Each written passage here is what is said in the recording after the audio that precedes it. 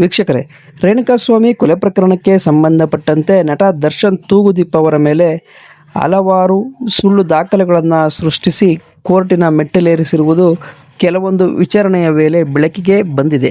ಈ ಪ್ರಕರಣದ ತನಿಖೆಯಲ್ಲಿ ಕೆಲ ಪ್ರಕ್ರಿಯೆಗಳ ಬಗ್ಗೆ ಪ್ರಶ್ನೆಗಳು ಉದ್ಭವವಾಗಿವೆ ಎನ್ನುವ ಮಾತುಗಳು ಸಹ ಕೇಳಿಬರುತ್ತಿದೆ. ಮಾಜರ್ ಸಂದರ್ಭದಲ್ಲಿ ಸಾಕ್ಷಿಗೆ ಸಹಿ ಸಂಬಂಧಿಸಿದಂತೆ ಸಾಮಾನ್ಯವಾಗಿ ಸರ್ಕಾರಿ ಅಧಿಕಾರಿಗಳ ಸಹಿ ಹಾಕಬೇಕಾದ ಜಾಗದಲ್ಲಿ ಒಬ್ಬ ಆರೋಪಿಯಿಂದ ಸಹಿ ಹಾಕಿಸಿಕೊಂಡಿದ್ದಾರೆ. ಇದನ್ನ ಜಡ್ಜ್ ಅವರ ಗಮನಕ್ಕೂ ಬಂದಿದ್ದು ಪೊಲೀಸಿನವರಿಗೆ ಬುದ್ಧಿ ಹೇಳಿದ್ದಾರೆ ಎನ್ನುವುದು ಸಹ ಇತ್ತೀಚೆಗೆ ಬೆಳಕಿಗೆ ಬಂದಿದೆ. ಅಲ್ಲದೆ ಆತ ಕೋರ್ಟಿನ ಅಂಗಳದಲ್ಲಿಯೇ ಜಡ್ಜಿನ ಮುಂದೆ ನನ್ನ ಮೇಲೆ ಈಗಾಗಲೇ 5 ಕೇಸುಗಳು ಇರುವುದು ಸತ್ಯ ಎಂದು ಸಹ ಒಪ್ಪಿಕೊಂಡಿದ್ದಾನೆ.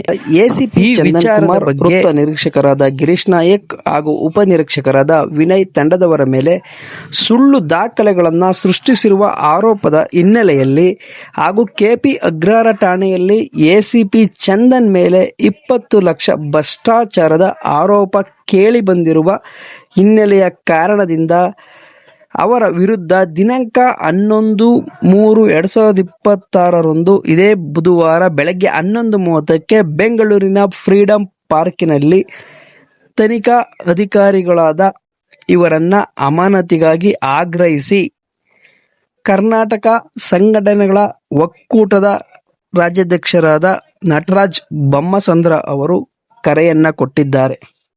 ವೀಕ್ಷಕರೇ, ನಿಮಗಾಗಲೇ ತಿಳಿದಿರಬಹುದು, ಇತ್ತೀಚೆಗೆ ನೀವು ನೋಡಿರುವ ಹಾಗೆ ದರ್ಶನ್ ಅವರು ಕಳೆದ ಬಾರಿ 3 ತಿಂಗಳು, ಈ ಬಾರಿ 3 ತಿಂಗಳು, ಹತ್ತಿರ 6 ತಿಂಗಳು ಜೈಲಿನ ವನವಾಸವನ್ನ ಅನುಭವಿಸಿದ್ದಾರೆ.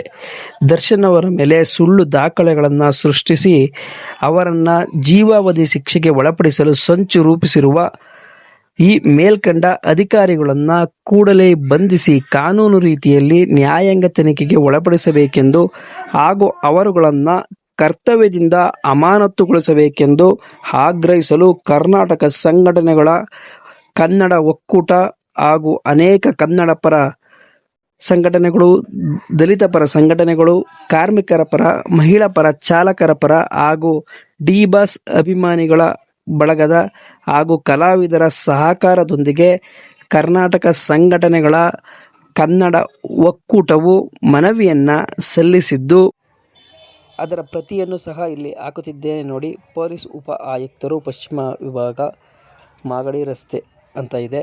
ಇದಕ್ಕೆ ಅನುಮತಿಯನ್ನು ಸಹ ಅವರು ನೀಡಿದ್ದಾರೆ. ಆ ಕಾರಣದಿಂದ ಫ್ರೀಡಂ ಪಾರ್ಕ್ನ ಬೆಂಗಳೂರಿನಲ್ಲಿ ಮೇ 11ನೇ ತಾರೀಕು ಪ್ರತಿಭಟನೆಗೆ ಎಲ್ಲ ಅವಕಾಶವು ಸಿದ್ಧವಾಗಿದೆ. ಭಾಗವಹಿಸುವಂಥವರು ಭಾಗವಹಿಸಿ. ಈ ವಿಡಿಯೋ ಇಷ್ಟ ಆದರೆ ದಯವಿಟ್ಟು ಒಂದು ಲೈಕನ್ನು ಕೊಟ್ಟು ಇದೇ ಥರ ಅಪ್ಡೇಟ್ಗಳಿಗಾಗಿ ನನ್ನ ಚಾನಲನ್ನು ಸಬ್ಸ್ಕ್ರೈಬ್ ಮಾಡಿ. ಮುಂದಿನ ವಿಡಿಯೋದಲ್ಲಿ ಸಿಗುವ. ಜೈ ಹಿಂದ್, ಜೈ ಕರ್ನಾಟಕ ಮಾತೆ.